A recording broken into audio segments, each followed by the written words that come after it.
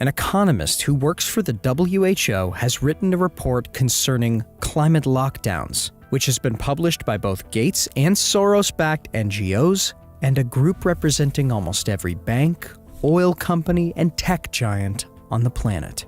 Whatever it says, it clearly has the approval of the people who run the world. So what exactly is a climate lockdown? And what would it entail? The author is pretty straightforward.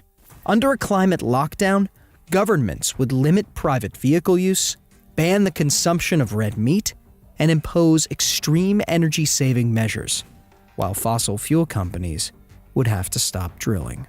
There you have it. A climate lockdown means no more red meat, the government setting limits on how and when people use their private vehicles, and further, extreme energy-saving measures. It would likely include previously suggested bans on air travel too. So the climate lockdown is a mix of dystopian social control and impractical nonsense likely designed to sell an agenda.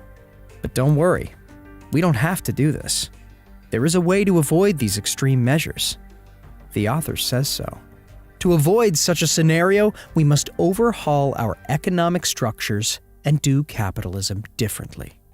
Addressing this triple crisis requires reorienting corporate governance, finance, policy, and energy systems toward a green economic transformation. Far more is needed to achieve a green and sustainable recovery. We want to transform the future of work, transit, and energy use. Overhaul?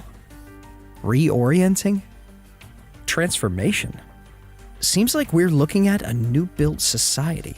If you will, a reset. And given the desired scope, you could even call it a great reset, I suppose. Except, of course, the Great Reset is just a wild conspiracy theory. The elite doesn't want a great reset. Even if they keep saying they do, they just want a massive wholesale transformation of our social, financial, governmental, and energy sectors. They want you to own nothing and be happy. Or else. Because that's the oddest thing about this particular article. Whereas most fear-porn public programming at least attempts subtlety, there is very definitely an overtly threatening tone to this piece. We are approaching a tipping point on climate change when protecting the future of civilization will require dramatic interventions. One way or another, radical change is inevitable.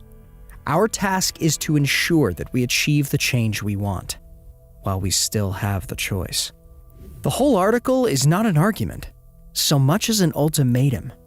Obviously, we don't want to lock you up inside your homes, force you to eat processed soy cubes, and take away your cars, they're telling us. But we might have to, if you don't take our advice. Will there be climate lockdowns in the future? I wouldn't be surprised.